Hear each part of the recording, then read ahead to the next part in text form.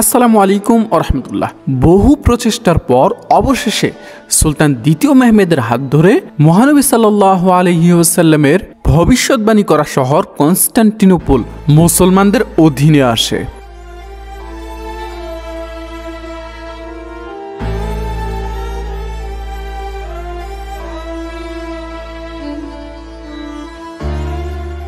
Fatih সুলতান Mehmed Constantinople বিজয় করার পর ২০ দিন নিজে সেখানে অবস্থান করে শহরে শৃঙ্খলা ফিরিয়ে আনেন। সেই সাথে ক্ষতিগ্রস্ত হওয়া স্থাপনাগুলো পুনরায় মেরামত শুরু করেন। এরপর কনস্টান্টিনোপল থেকে এদির্নের উদ্দেশ্যে রওনা দেন সুলতান ফাতিহ মেহমেদ।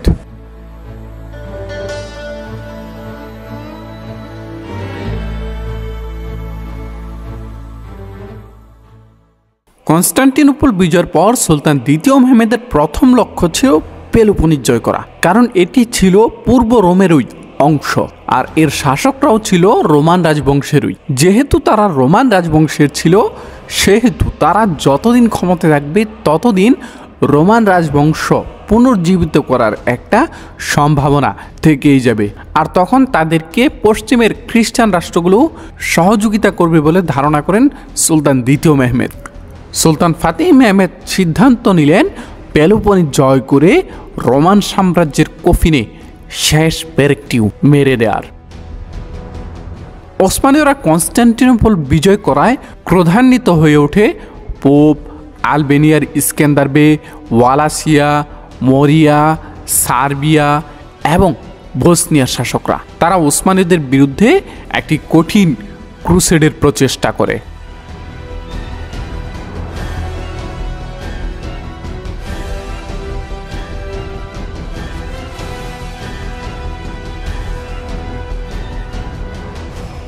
যদিও তারা জোট গঠনের চেষ্টা করে, কিন্তু তারা এতে ব্যর্থ হয়। জোট গঠনে ব্যর্থ হয়ে উল্লেখিত শাসকদের প্রায় সবাই সুলতান দ্বিতীয় মেহমেদকে কনস্টান্টিনোপল বিজয় করায় অভিনন্দন জানায়। সার্বিয়ার শাসক দুরাদ ব্রাঙ্কোভিচ ওসমানীয়দের সাথে শান্তি চুক্তির লক্ষ্যে এদির্নে একজন দূত পাঠান, কিন্তু সুলতান ফাতিহ মেহমেদ এই প্রস্তাবকে প্রত্যাখ্যান করেন এবং সার্বিয়ার ভূমি জয়ের পরিকল্পনা করেন। সুলতান ফাতিহ মেহমেদের এই সিদ্ধান্তে তেমন কোনো প্রতিক্রিয়াই দেখাননি দুরাদ ব্রাঙ্কোভিচ। উল্টো ওসমানীয় ভূমিতে আক্রমণ করে সার্বিয়ার শাসক দুরাদ ব্রাঙ্কোভিচ এবং ওসমানীয়দের আক্রমণ থেকে বাঁচতে হাঙ্গেরিয়া এবং ওয়ালাসিয়ার সাথে গোপনে ওসমানীয়দের বিরুদ্ধে মৈত্রী স্থাপনের চেষ্টা করেন। এ সময় সার্বিয়া শাসক দুরাদ ব্রাঙ্কোভিচ ওসমানীয় ভূমিতে প্রবেশ করে বেশ কিছু অঞ্চলে ধ্বংসযজ্ঞ চালায়। ওসমানীয় ভূমিতে আক্রমণের এই কথা শুনে সুলতান দ্বিতীয় মেহমেদ আশ্চর্য বনে যান। তিনি তৎক্ষণাৎ ২০,০০০ সৈন্যের বিশাল এক বাহিনী নিয়ে সার্বিয়ার উদ্দেশ্যে রওনা দেন।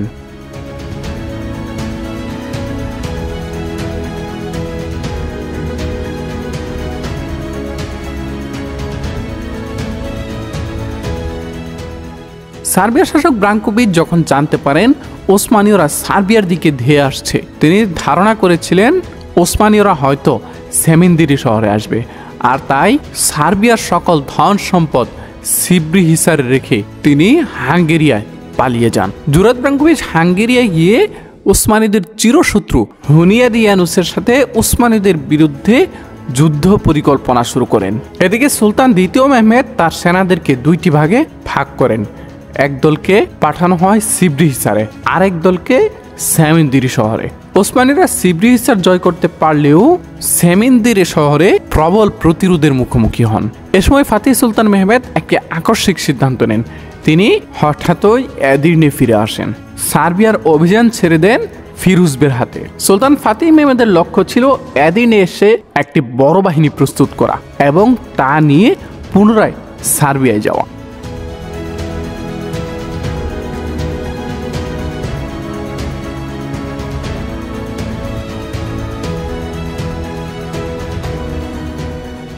এদিকে হুনিয়াদিয়ানুস সার্বিয়া এবং হাঙ্গেরিয়ার সেনাদেরকে একত্রিত করে সার্বিয়ায় থাকা ওসমানীয় সেনাবাহিনীর উপর আক্রমণ করেন। এই লড়াইয়ে ওসমানীয়রা খারাপভাবে পরাজিত হয়। হুনিয়াদিয়ানুস বেশ কিছু অঞ্চল জয় করে সার্বিয়ার অধীনে ফেরত নিয়ে নেন। এ সময় এই এলাকায় অসংখ্য নিরপরাধ মানুষকে ভয়ঙ্করভাবে হত্যা করে হুনিয়াদিয়ানুস।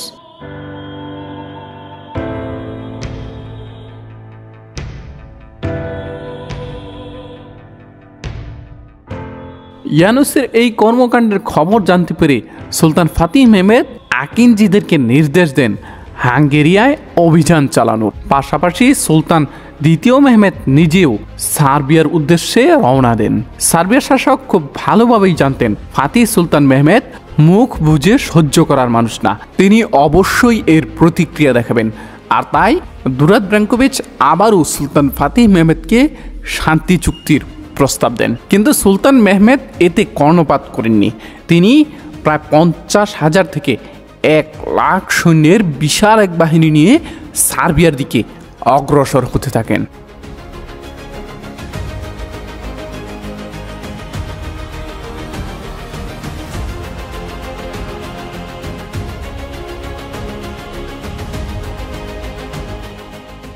সুলতান ফাতিহ মেহমেদের লক্ষ্য ছিল বেলগ্রেড জয় করা।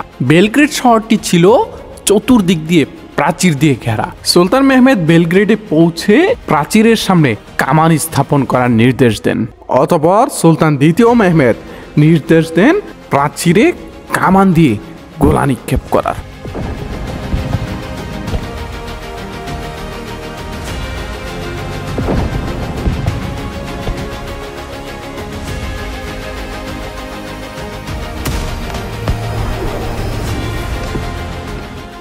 অবরোধ চলাকালীন সময় সুলতান ফাতিহ মেহমেদের কাছে গোয়েন্দা তথ্য আসে সার্বিয়ার শাসক দুরাদ ব্রাঙ্কোভিচ পালিয়ে হাঙ্গেরিয়ায় চলে গেছে এবং হাঙ্গেরিয়ার সাথে গোপনে ওসমানীদের বিরুদ্ধে একটি চুক্তিও করেছে। আর তাই হাঙ্গেরিয়া ওসমানীদের বিরুদ্ধে যুদ্ধের জন্য প্রস্তুতি নেওয়া শুরু করেছে। পাশাপাশি পৌপো 60,000 সৈন্যের বিশাল একটি বাহিনী ব্যবস্থা করে ওসমানীদের বিরুদ্ধে হুনিয়াদিয়ানুসের কাছে পাঠান।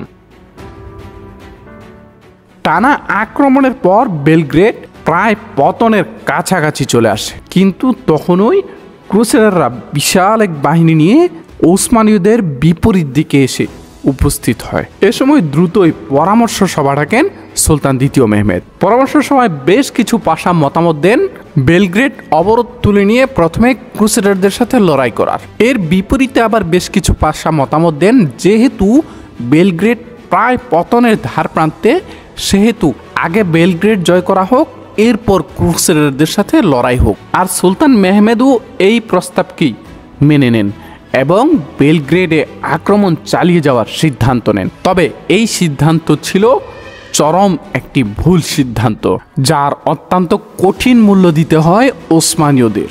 সুলতান দ্বিতীয় মেহমেদ যত দ্রুত সম্ভব শহর জয় করতে একটি বড়সড় আক্রমণের নির্দেশ দেন। নির্দেশ পেয়ে দলে দলে ওসমানীয় সেনারা প্রাচীরের দিকে ছুটে যেতে লাগলেন।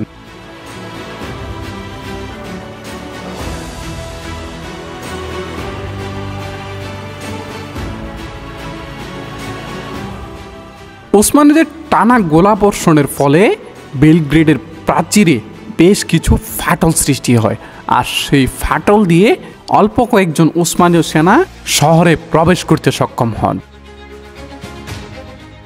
এদিকে জন হুনিয়াদির নেতৃত্বে থাকা ক্রুসেডাররা অপেক্ষায় ছিল কখন ওসমানীয় সেনারা শহরে প্রবেশ করবে।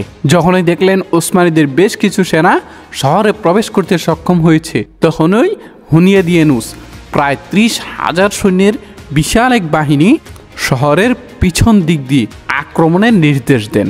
অতঃপর শহরের ভিতরেই মুখোমুখি হয় ওসমানীয় বনাম ক্রুসেডার বাহিনী।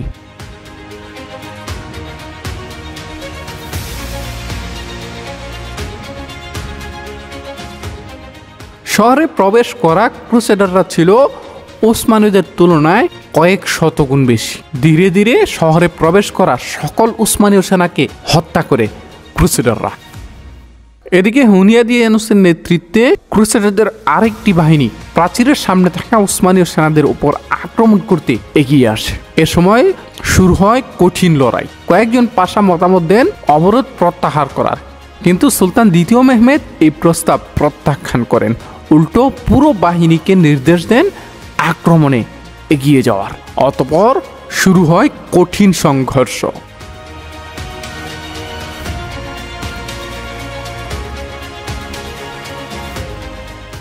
লড়াই চলাকালীন সময় হুনিয়াদিয়ানুস এবার আরেকটি বাহিনীকে নির্দেশ দেন সুলতান দ্বিতীয় মেহমেদের সাথে থাকা জেনেসারিদের উপর আক্রমণ করার। ক্রুসেডারদের আচমকা আক্রমণে বিশৃঙ্খল হয়ে পড়ে জেনেসারিরা।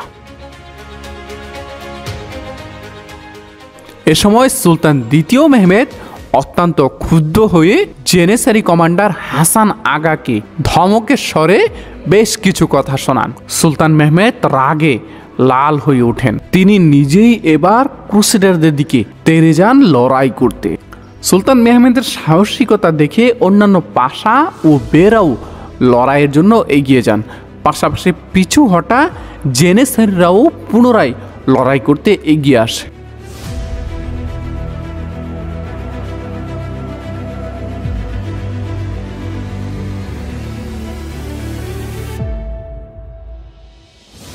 সুলতান মেহমেদ এবং তার সেনাদের দুর্দান্ত লড়াইয়ে এক পর্যায়ে ক্রুসেডাররা পিছু হটতে বাধ্য হয়। তবে পরিস্থিতি ছিল খুবই খারাপ। ওসমানীয়দের শহীদের সংখ্যা ছিল প্রচুর। জেনেসারি কমান্ডার হাসান আগা এবং কারাজাবেও শাহাদাত বরণ করেন। ক্রুসেডার বাহিনীতেও হতাহতের সংখ্যা ছিল প্রচুর। হুনিয়াদিয়ানুস নিজেও গুরুতর আহত হন। এ অবস্থায় সুলতান দ্বিতীয় মেহমেদ বেলগ্রেড অবরোধ প্রত্যাহার করতে বাধ্য হন। ওসমানীয়রা বেলগ্রেড ছেড়ে ফিরে আসে।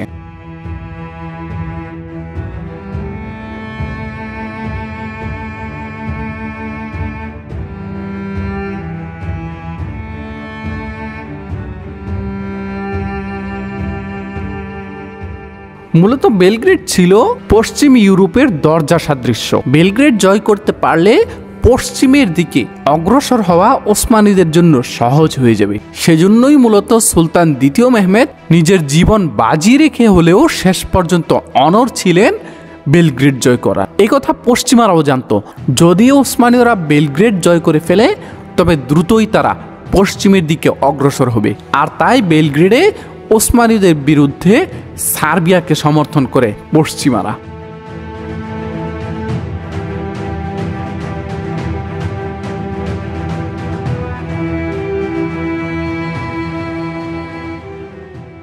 সুলতান দ্বিতীয় মেহমেদ চেয়েছিলেন পুরো আনাতোলিয়া ওসমানীয়দের পতাকা তলে নিয়ে আসার, যদিও তা ছিল বেশ কঠিন। তাছাড়া তখনও আনাতোলিয়ায় কৃষ্ণ সাগর উপকূলে খ্রিস্টানদের শাসন ব্যবস্থা টিকে ছিল, যা দ্বিতীয় মেহমেদকে অত্যন্ত বিরক্ত করছিল।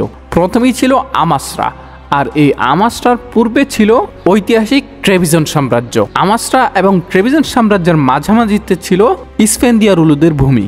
সিনোপ এবং কাস্তামুর সহ আশেপাশের আরো বেশ কয়েকটি জেলাকে তখন শাসন করতেন ইসফেন্দিয়ারুলু ইসমাইল বে। তারা যদিও ওসমানীদের প্রতি আবদ্ধ ছিল, তবু সুলতান ফাতিহ মেহমেদের লক্ষ্য ছিল পুরো আনাতোলিয়াকে ওসমানীয়দের এক পতাকা তলে নিয়ে আসার। আর সে লক্ষ্যেই সুলতান দ্বিতীয় মেহমেদ আনাতোলিয়ায় অভিযান শুরু করেন। তার প্রথম পদক্ষেপ ছিল আমাসরা অঞ্চল।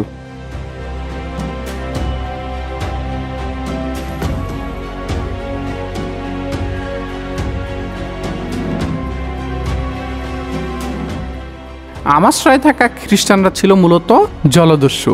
সমুদ্রের ডাকাতি করাই ছিল তাদের প্রধান পেশা।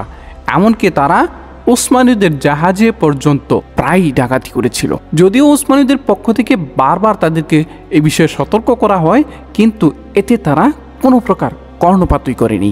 এবার তাই আমাসরা জয় করে ওসমানীদের অধীনে নিয়ে আসতে রওনা দেন সুলতান দ্বিতীয় মেহমেদ। এদিকে ইসফেন্দিয়ারুলু ইসমাইল বে ভেবেছিলেন সুলতান দ্বিতীয় মেহমেদ ইসফেন্দিয়ার ভূমির উদ্দেশ্যে অগ্রসর হচ্ছেন, তাই তিনি ভয়ে কাস্তামনু ছেড়ে সিনুপ চলে যান এবং ওসমানীদের বিরুদ্ধে লড়াইয়ের প্রস্তুতি নিতে শুরু করেন।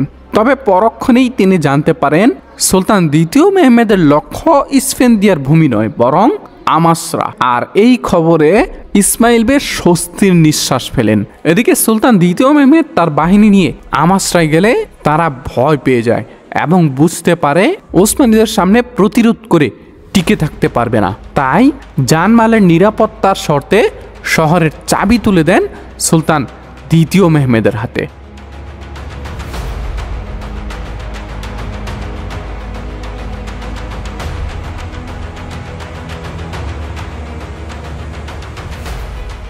আমাস্টান জয় করার পর সুলতান দ্বিতীয় মেহমেদের পরিকল্পনা ছিল ইস্ফেন্দিয়ার ভূমি জয় করা, কারণ ইস্ফেন্দিয়ার ভূমি যদিও ওসমানীয়দের প্রতি আবদ্ধ ছিল, তবু গোপনে শাসক ইসমাইল বেগ, কারামানলু এবং বিভিন্ন খ্রিস্টান শাসকদের সাথে প্রায়ই উসমানীদের বিরুদ্ধে পরিকল্পনা করতেন এবং গোপনে খ্রিস্টানদেরকে সাহায্য করতেন উসমানীদের বিরুদ্ধে যেতে। তবে সুলতান দ্বিতীয় মেহমেদ আপাতত বুরসায় ফিরে আসার সিদ্ধান্ত নেন, কারণ সিনুপ জয় করতে হলে তাকে আরও বেশ কিছু সৈন্য নিয়ে আসতে হবে। বুরসায় গিয়ে সুলতান দ্বিতীয় মেহমেদ রুমেলিয়া এবং আনাতোলিয়ার সকল বাহিনীকে বুরসায় একত্রিত হওয়ার নির্দেশ দেন।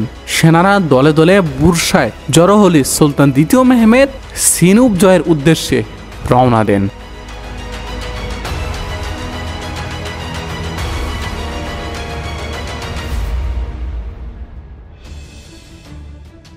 এ সময় সুলতান দ্বিতীয় মেহমেদের অধীনে ছিল প্রায় 60,000 সৈন্যের বিশাল এক বাহিনী। সুলতান ফাতিহ মেহমেদ সিনুপে রওনা দেওয়ার সময় মাহমুদ পাশার নেতৃত্বে একটি নৌবহর পাঠিয়েছিলেন, যারা ইতিমধ্যে সমুদ্র উপকূলে ইস্ফেন্দিয়ার ভূমিকে ঘিরে ফেলে। এদিকে সুলতান দ্বিতীয় মেহমেদও ভূমিতে তার সেনাদেরকে নিয়ে আক্রমণ করতে অবস্থান নেন।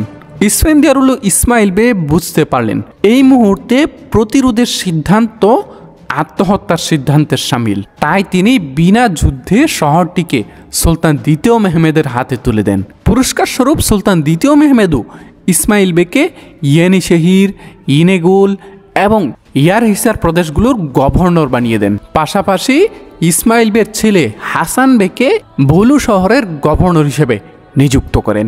আর এইভাবেই কোনো প্রকার সৈন্য না হারিয়েই আমাসরা এবং সিনুপ জয় করে ওসমানীয়দের অধীনে নিয়ে আসেন সুলতান ফাতিহ মেহমেদ।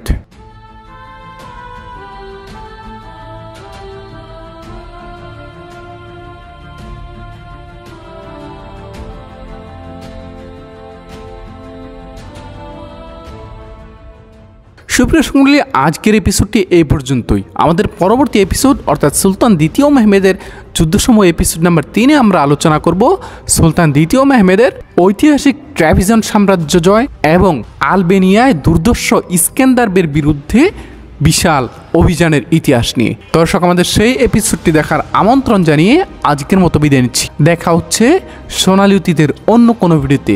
সেই পর্যন্ত আমাদের সাথেই থাকবেন। আমাদের ভিডিওগুলো ভালো লাগলে লাইক, কমেন্ট, শেয়ার করে পরবর্তী ভিডিও বানাতে উৎসাহ প্রদান করার অনুরোধ জানিয়ে আজকের মতো বিদায় নিচ্ছি। আসসালামু আলাইকুম ওয়া রাহমাতুল্লাহ।